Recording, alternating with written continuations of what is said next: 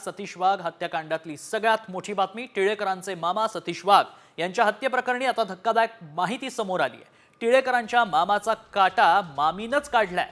मोहिनी वाघ यांनीच सतीश वाघ यांच्या हत्येसाठी 5 लाखांची सुपारी दिली होती। 48 वर्षांच्या मोहिनी वाघ यांचं 32 वर्षाच्या अक्षय जवळकर सोबत अफेअर होतं। विशेष म्हणजे अक्षय जवळकर हा त्यांच्या मुलाचाच मित्र आहे आणि शेजारीही। मात्र अक्षय जवळकरला सतीश वाघांच्या पत्नीची मोहिनीच पडली।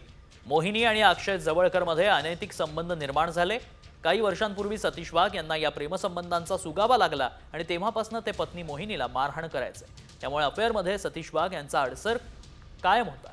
अक्षयच्याही मनात राग धुमसत होताच। मोहिनीला सतीश वाघ यांचे पैशांचे सर्व व्यवहार आपल्या हाती घ्यायचे होते आणि यातूनच मोहिनीने अक्षयला सतीश वाघांच्या हत्येसाठी 5 लाखांची सुपारी दिली। आरोपी मोहिनी वाघला 30 डिसेंबर पर्यंत आता पोलीस कोठडी सुनावण्यात आली आहे।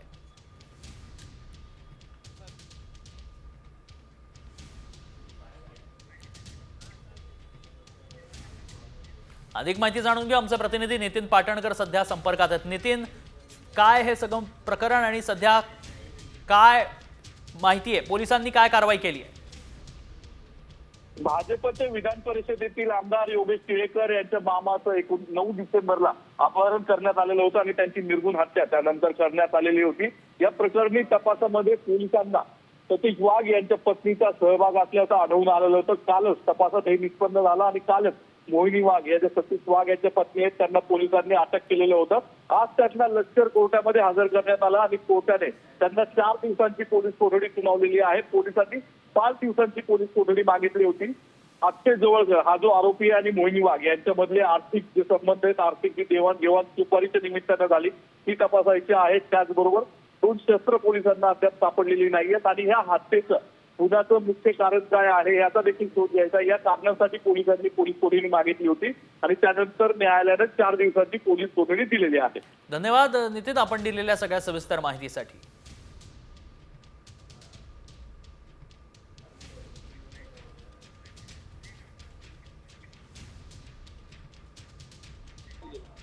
आज माननीय महोदय योगेंद्र गायकवाड कवाडे यांच्या समोर आरोपीला हजर करण्यात आलं। आरोपी नंबर 6 ही मोहिनी वाघ हे त्यांची पत्नी म्हणून संशयित आरोपी म्हणून तिला न्यायालयासमोर हजर करण्यात आलं आणि इतर त्यांच्यासोबत 4 आरोपी हजर होते। त्याच्यामध्ये युक्तिवाद असा मी केला की यापूर्वी अगोदर 4 आरोपी MCR मध्ये जेलमध्ये आहेत, तर त्यांना ज्यावेळेस त्यांना अटक केलेली होती त्यावेळेस ते नाव घेऊ शकले असते, परंतु सखोल चौकशीसाठी सरकारी पीपीने यांनी 4 दिवसाची मुदत PC मध्ये वाढवून घेतलेली आहे। मोहिनी वाघ यांना किती दिवसांची आणि किती तारखेपर्यंत पोलीस कोठडी दिली? मोहिनी वाघ यांना 30 डिसेंबर पर्यंत यांना पोलीस कस्टडी दिलेली आहे। पोलिसांनी जे मुद्दे मांडले आहेत, पोलिसांचं म्हणणं आहे की फोनद्वारे त्यांचे काही ट्रॅक रेकॉर्ड चार्ट झालेला आहे। दुसरीकडे नराधम विशाल गवळीला 2 जानेवारीपर्यंत पोलीस कोठडी सुनावण्यात आली आहे। त्याची पत्नी साक्षी गवळीची ही 2 जानेवारीपर्यंत पोलीस कोठडीत रवानगी करण्यात आली आहे। कल्याणात अल्पवयीन मुलीवर लैंगिक अत्याचार करून तिची हत्या केल्याचा आरोप विशाल गवळीवर करण्यात आला। त्याची पत्नी साक्षी गवळीनं मुलीच्या मृतदेहाची विल्हेवाट लावण्यासाठी मदत केली होती, मात्र पोलिसांनी दोघांनाही बेड्या ठोकल्या। आज या दोघांना कोर्टात हजर करण्यात आलं होतं।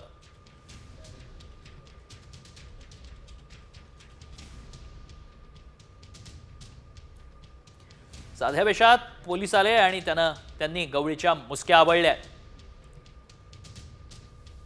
याचं एक्सक्लुसिव्ह CCTV फुटेज साम टीव्हीच्या हाती लागलंय। राजगुरुनगर 2 मुलींच्या हत्येनं हादरून गेलंय। नातेवाईकांनी राजगुरुनगर पोलीस ठाण्याबाहेर ठिय्या दिल्याचं आता पाहायला मिळतंय। आरोपीला फाशी देण्याची मागणी आंदोलकांनी केली आहे। तहसीलदार ज्योती देवरांची पीडित कुटुंबाला भेट दिल्याचं त्यांनी पाहायला मिळतंय आणि याच संपूर्ण भेटी दरम्यान कुटुंबियांचा आक्रोश पाहायला मिळालाय। कुटुंबियांनी फाशी देण्याची मागणी केल्याचं पाहायला मिळालंय। अधिक माहिती जाणून घेऊ। आमचे प्रतिनिधी रोहिदास गाडगे सध्या आपल्या संपर्कात आहेत। रोहिदास, सध्या काय परिस्थिती आहे? खरं तर राजगुरुनगर शहरामध्ये 2 सख्या बहिणींच्यावर अत्याचार करून त्यांचा खून केल्यानंतर राज्यातल्या विविध संघटना ह्या राजगुरुनगर पोलीस स्टेशनला येऊन घटनेचा निषेध करून आरोपींना थेट फाशी द्या ही मागणी करत आहेत. त्यानंतर मुख्यमंत्र्यांनी पीडित कुटुंबाला आर्थिक मदत करावी याच्या ठाम भूमिकेवरती या आंदोलकांनी पोलीस स्टेशन बाहेर हे आंदोलन सुरू केलेलं आहे. यामध्ये महिला, नागरिकांनी, लहान मुलांचा मोठ्या संख्येने सहभाग आहे. काहीच वेळापूर्वी या आंदोलकांनी पुणे नाशिक महामार्ग रोखण्याचाही या ठिकाणी प्रयत्न केलेला आहे. आंदोलक अजूनही आपल्या भूमिकेवर ठाम आहे. मृतदेह ताब्यात घेणार नाही जोपर्यंत आरोपीला ठोस शिक्षा दिली जात नाही, फाशीची शिक्षा द्यावी अशी मागणी या ठिकाणी केली जाते.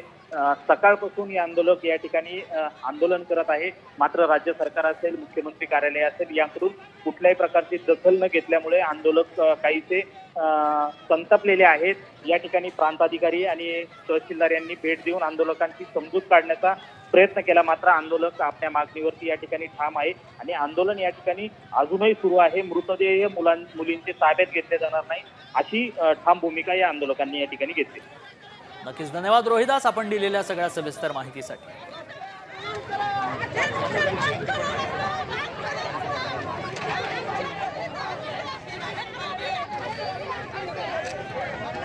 बातमी कल्याणमधूनच. कल्याणमधील अल्पवयीन मुलीवर लैंगिक अत्याचार आणि हत्याकांड प्रकरणी नराधम विशाल गवळी आणि त्याची पत्नी साक्षी गवळी दोघांनाही अटक करण्यात आली आहे. या घटनेनं परिसरात संतापाचा वातावरण आहे. आरोपीला फाशी द्या किंवा त्याचा एन्काउंटर करा अशी मागणी परिसरातील महिलांनी केली आहे.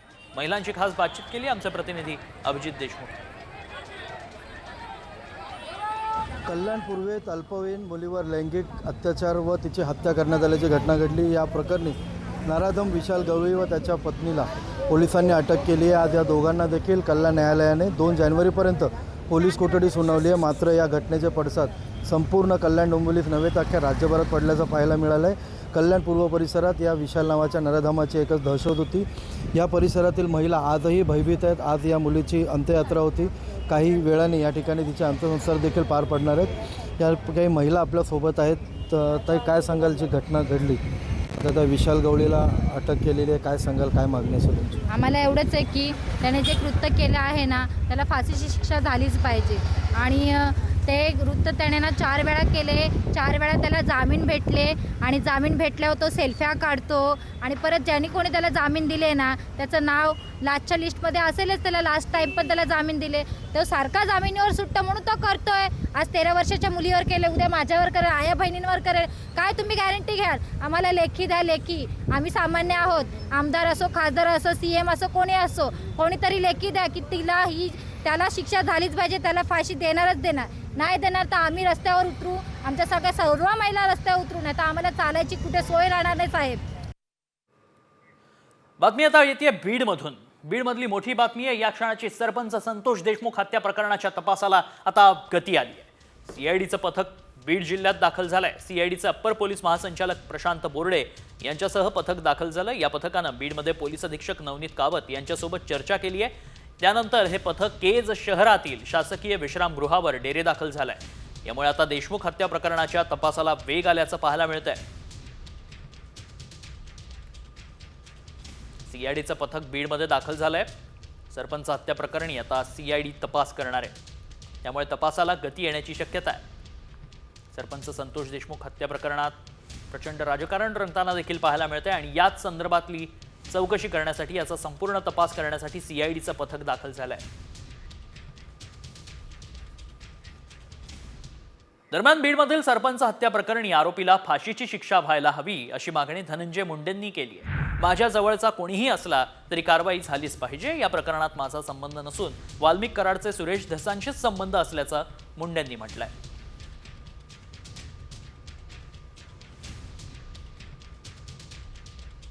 वस्तुस्थिती मी जी बोलायचं ते त्याच दिवशी बोललोय.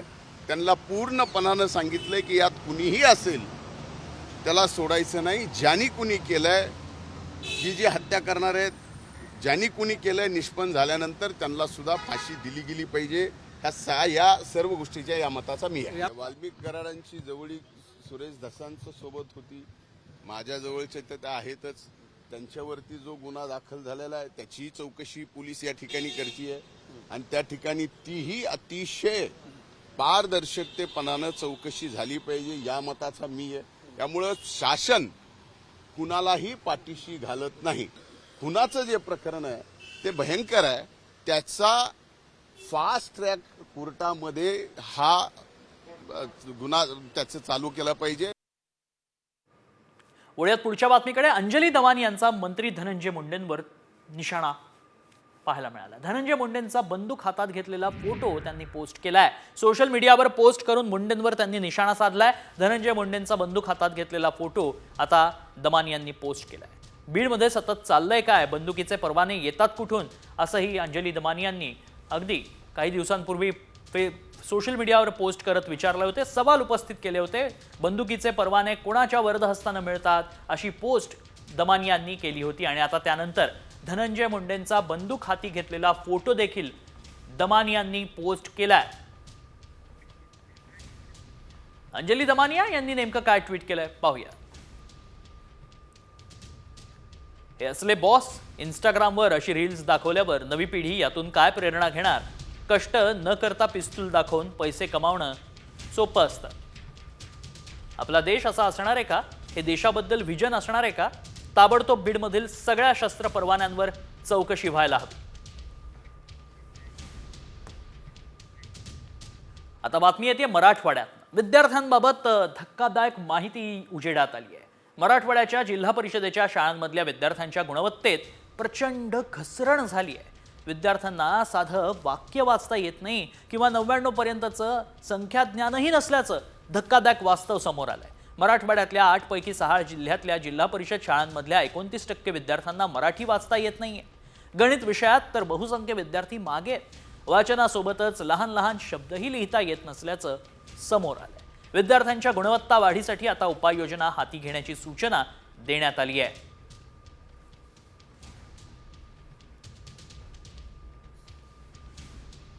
मराठवाड्यातील जिल्हा परिषदेच्या शाळेतील 29% विद्यार्थ्यांना वर्गामध्ये मराठी भाषा वाचता येत नसल्याचं डळडळीत वास्तव पुढे आलेलं आहे. आणि याचाच साम टीव्ही रियालिटी चेक करणार आहे. हिंगोली शहरातील एका जिल्हा परिषदेच्या शाळेमध्ये आलेला आहे. आणि या शाळेमध्ये हे सगळे चिमुकले विद्यार्थी आहे. पहिलीचा हा वर्ग आहे आणि आपण या विद्यार्थ्यांकडनं रियालिटी चेक करणार आहोत. हे माझ्या हातामध्ये बालभारतीचं पुस्तक आहे आणि याच्यावरती मराठीचे शब्द या ठिकाणी लिहिलेले आहेत. आपण विद्यार्थ्यांना विचारूया. अंजली, हे वाचून दाख बेटा, जोरामध्ये तू वाचून दाखव. अंजली, जोरात वाचव. कमल, घर, ताई, चाय. आपण जर पाहिलं तर या पुस्तकामध्ये काम लिहिलेलं आहे, मात्र हे विद्यार्थी वाचताना कमल म्हणत आहेत. एकंदरीतच आपण जर बघितलं तर मराठवाड्यामध्ये जिल्हा परिषदेच्या शाळांची अत्यंत दयनीय अवस्था झालेली आहे. एकट्या हिंगोली जिल्ह्यामध्ये 38,000पेक्षा अधिक विद्यार्थी जिल्हा परिषदेच्या शाळेमध्ये शिक्षण घेत आहेत. मात्र याच गरिबांच्या विद्यार्थ्यांना जिल्हा परिषदेच्या शाळेमध्ये अध्यापन करताना मराठी वाचता येत नसल्याचं हे ढळढळीत वास्तव्य साम टीव्हीच्या रियालिटी चेकमध्ये पुढे आलेलं आहे. संदीप नागरे, साम टीव्ही न्यूज, हिंगोली. मंत्री संजय शिरसाट यांनी या संदर्भात काय प्रतिक्रिया दिली आहे पाहूया. काही शिक्षकांना आपण एकदा नोकरीला लागलो ना की आपली रोजीरोटी फिक्स, ते विद्यार्थी गेले खड्ड्यात, अशी जी काही मानसिकता झालेली. काही शिक्षक शाळेवर जातच नाहीत, तर मुलं शिकतील कसे. या अशा शिक्षकांना सुद्धा आपल्याला वठणीवर आणावं लागणार आहे. शिक्षकांनी त्यांचे पगार भरमसाठ आहेत, परंतु जर त्यांना शाळेवर जायची मानसिकता नसेल तर त्यांना त्याच्या पद्धतीने त्यांना योग्य तो त्यांना नियम कायदे सर्व त्यांना दाखवले जातील. सर्वसामान्य कुटुंबातले लोक आहेत, गावखेड्यातील लोक आहेत. जिल्हा परिषदच्या शाळेमध्ये शिकणारा विद्यार्थी हा काही मोठ्या घरचा नसतो, म्हणून त्यांच्याकडे जे काही दुर्लक्ष केलं जाईल त्यांच्यावर कारवाई ही निश्चित केली जाणार आहे. काय संपूर्ण प्रकरण आणि समजून घेऊयात ग्राफिक्सच्या माध्यमातून. 30%पेक्षा जास्त विद्यार्थ्यांना साधं वाक्य वाचता येत नाही. चौथीतल्या 29% मुलांना 99 पर्यंतचं संख्या ज्ञानही नाही. इयत्ता पहिलीच्या 33% विद्यार्थ्यांना वाचता येत नाही. नांदेडमध्ये याचं प्रमाण सर्वाधिक आहे. दुसरीतल्या 70% विद्यार्थ्यांनाच वाचन करता येतं. वाचता न येणाऱ्या तिसरीतल्या मुलांचं प्रमाण देखील 28% इतकं आहे. दुसरी तिसरीतल्या 24% मुलांना 10 पर्यंतचे अंक मोजता येत नाहीत. 43 विद्यार्थ्यांना लहान लहान शब्दही लिहिता येत नाहीत. मराठवाड्यातल्या जिल्हा परिषदेच्या 12,285 शाळांमधलं हे सर्वेक्षण आहे. बातमीपत्रात या पुढच्या महत्त्वाच्या बातम्यांचा आढावा सुपरफास्ट. बीड हत्याकांडाचा सूत्रधार तुमच्याच मंत्रिमंडळात आहे असा घणाघात आरोप खासदार संजय राऊत यांनी केलाय. नैतिकतेच्या आधारे मुख्यमंत्र्यांनी धनंजय मुंडेंचा राजीनामा घ्यावा, एवढंच नाही तर अजित पवारांचाही राजीनामा घ्यावा अशी आक्रमक मागणी राऊत करतायत. संतोष देशमुख यांच्या हत्या प्रकरणाच्या चौकशीवर भाजप मंत्री पंकजा मुंडे यांनी प्रतिक्रिया दिली आहे. मुख्यमंत्री देवेंद्र फडणवीस हे नक्की न्याय देतील असं पंकजा मुंडे म्हणाले. संतोष देशमुख यांच्या हत्येच्या चौकशीसाठी SIT लावण्याची मागणी राज्यात सर्वात आधी आपण केली होती असंही पंकजा म्हणाल्या. मनपा निवडणूक उद्धव ठाकरे स्वबळावर लढण्याची शक्यता आहे. या निवडणुकीसाठी उद्धव ठाकरे ॲक्शन मोडवर आहेत. त्यांच्या उपस्थितीत आजपासून मातोश्रीवर बैठका होणार असून ते पदाधिकाऱ्यांकडून आढावा घेणार आहेत. दोन्ही राष्ट्रवादी एकत्र आल्यास मला आनंदच होईल असं विधान वैद्यकीय शिक्षण मंत्री हसन मुश्रीफांनी केलंय. त्यामुळे पुन्हा पवार काका पुतण्या एकत्र येणार असल्याच्या चर्चांना उधाण आलंय. यापुढे मंत्र्यांना खासगी सचिव स्वीय सहाय्यकांच्या नियुक्त्या करण्याआधी मुख्यमंत्री कार्यालयाची परवानगी घ्यावी लागेल. अनेकदा मंत्री अडचणीत येण्यासाठी खासगी सचिव कारणीभूत असल्याचं दिसून आलंय. याला आळा घालण्यासाठी मुख्यमंत्री फडणवीसांनी कठोर पावलं उचलली आहेत. शिवसेनेचे आमदार डॉक्टर बालाजी केणीकरांच्या हत्येचा कट रचण्यात आल्याची माहिती समोर आली आहे. ठाणे गुन्हे शाखेनं अंबरनाथमधून दोघांना ताब्यात घेतलंय तर शिवसेनेच्या दोघांना चौकशीसाठी समन्स बजावण्यात आलंय. त्यामुळे गटबाजीतून केणीकरांच्या हत्येचा कट रचण्यात आल्याची माहिती मिळतेय. ठाण्याच्या पालकमंत्री पदावरून आता जुंपण्याची शक्यता आहे. भाजपनंही ठाण्याच्या पालकमंत्री पदावर वनमंत्री गणेश नाईक यांच्यासाठी दावा केल्याची माहिती सूत्रांकडून मिळतेय. आता शिंदे की नाईक ठाण्याचा पालकमंत्री कोण होणार हे पाहणं महत्त्वाचं असेल. मंत्री संजय शिरसाट ऍक्टिव्ह मोडवर आले असून चांगली कामं करण्याचं आश्वासन त्यांनी दिलंय. निधी लॅप्स होणार नाहीत, अखर्चित राहणार नाहीत अशी खात्री शिरसाटांनी बोलून दाखवली आहे. समाज कल्याण विभागातल्या ज्या चष्म्यातून पाहिलं जातं तो चष्मा बदलण्याची वेळ आल्याचं वक्तव्य शिरसाटांनी केलंय. कसबा बावड्यातील सेवा रुग्णालयाला आरोग्यमंत्री प्रकाश आंबेडकरांनी अचानकपणे भेट दिली आहे. आरोग्यमंत्र्यांनी अचानक भेट दिल्यानं प्रशासनाची आणि डॉक्टरांची तारांबळ उडाली. रुग्णालयातील अनेक सुविधांसंदर्भात यावेळी आंबेडकरांनी जाब विचारलाय.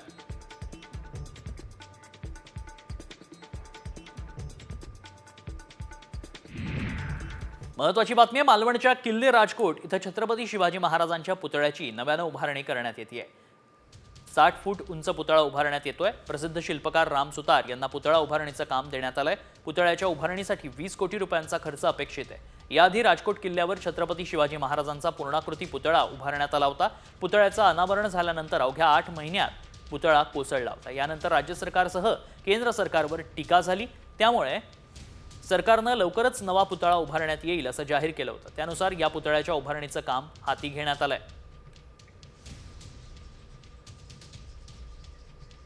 कसा असणार आहे शिवरायांचा हा नवा पुतळा पाहूया.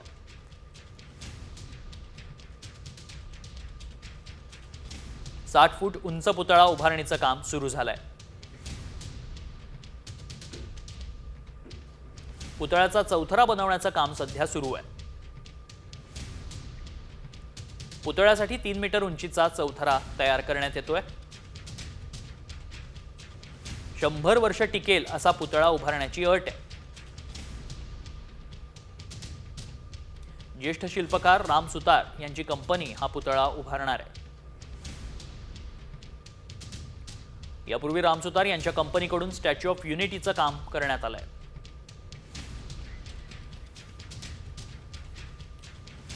बातमीपत्रात या पुढच्या महत्त्वाच्या बातम्यांचा आढावा सुपरफास्ट. राज्याच्या परिवहन मंत्रिपदाचा पदभार स्वीकारल्यानंतर प्रताप सरनाईक यांनी ST बसनं प्रवास केलाय. पनवेल आगारातील सोयीसुविधांची पाहणी केल्यानंतर त्यांनी नाराजी व्यक्त करत सूचना दिल्या. आगारातील स्वच्छता, प्रवाशांची गैरसोय, तिकीट काउंटरची संख्या वाढवण्याच्या सूचना देत पनवेल आगार प्रमुखाची कानउघडणी केली आहे.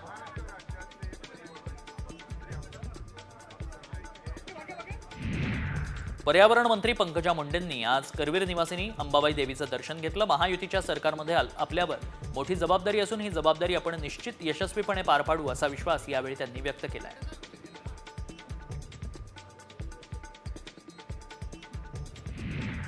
मराठवाड्यातल्या सरकारी रुग्णालयाला पुरवठा केलेल्या बनावट औषधांच्या नमुन्यांचा अहवाल आलाय. त्यात धाराशिव आणि संभाजीनगरच्या घाटी रुग्णालयाला पुरवलेली दोन्ही औषधं बनावट असल्याचं तपासणीत निष्पन्न झालंय. हे औषध विशाल एंटरप्राइजेस नावाच्या पुरवठादारानं पुरवलं होतं. अन्न आणि औषध प्रशासनानं 2 कंपन्यांविरोधात गुन्हे दाखल केले.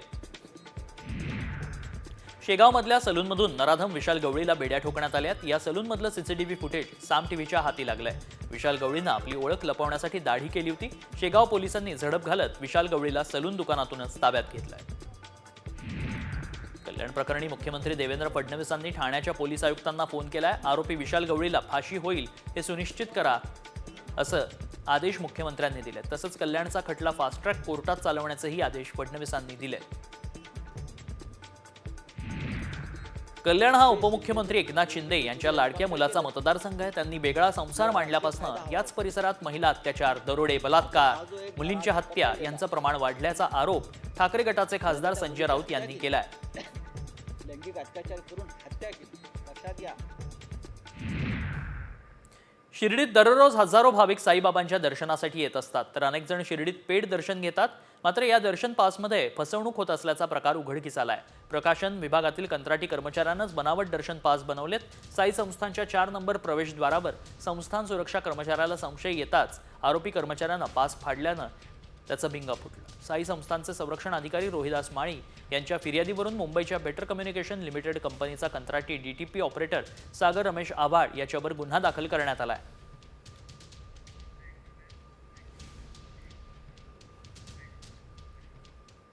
तुम्ही व्हॉट्सॲप वापरत असाल तर ही बातमी तुमच्यासाठी महत्त्वाची आहे. कारण तुमच्या मोबाईलमधील व्हॉट्सॲप आता बंद होणार आहे. तसा एक मेसेज व्हायरल होतोय. त्यामुळे आम्ही या दाव्याची पडताळणी केली. तेव्हा काय सत्य समोर आलं, चला पाहूया. तुमच्या मोबाईलमधून व्हॉट्सअप आता बंद होणार. नवीन वर्षात व्हॉट्सअप चालणार नाही. व्हॉट्सअप बंद होणार असे मेसेज व्हायरल होत आहे. हे बघा, 1 जानेवारी पासून व्हॉट्सअप बंद होणार आणि खाली मोबाईल कंपन्यांची लिस्टही जारी करण्यात आली आहे. व्हॉट्सअप बंद झालं तर आता चॅटिंग कसं करायचं?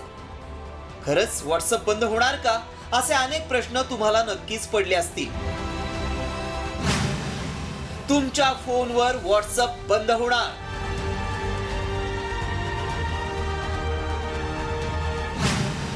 स्मार्टफोन मधून व्हॉट्सअप हद्दपार होणार. व्हायरल मेसेज मागचं सत्य काय?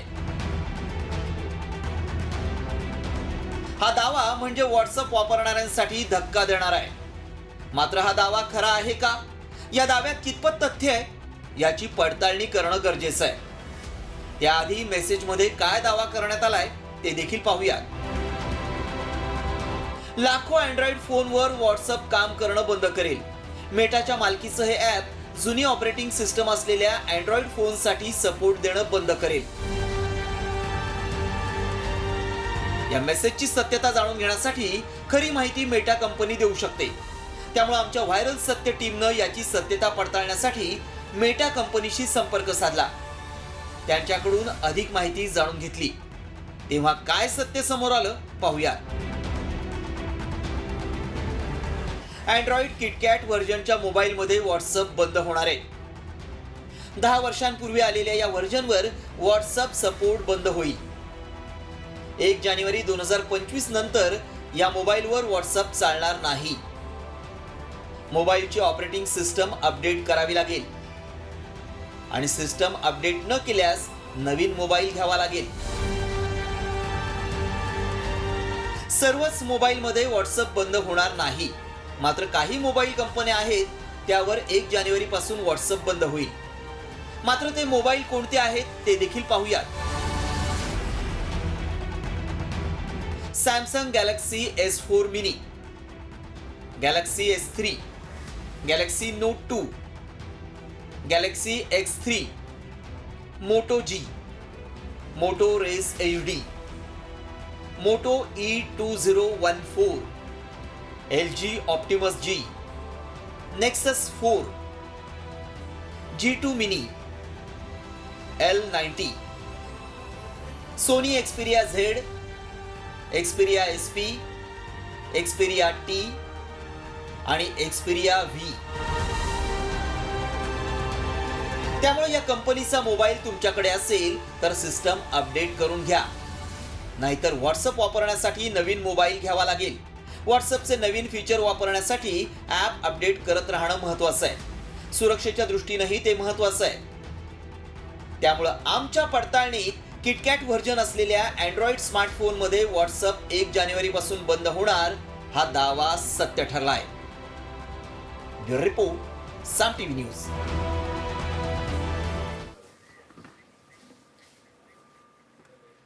एक महत्वाची बातमी आपण पाहतोय राजगुरुनगरमधनं. राजगुरुनगर शहरात परप्रांतीय नराधमानं 2 अल्पवयीन मुलींची हत्या केल्याचं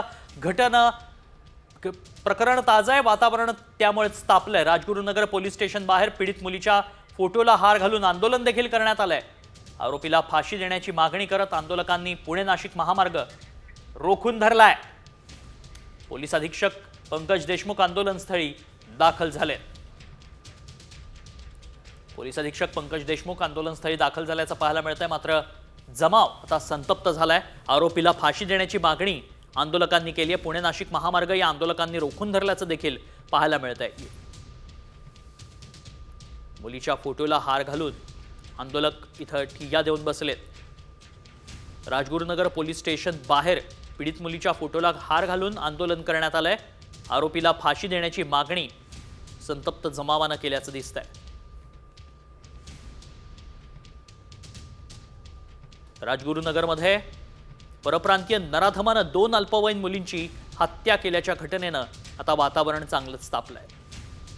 राजगुरुनगर पोलीस स्टेशन बाहेर पीडित मुलींच्या फोटोला हार घालून आंदोलन करण्यात येत आहे.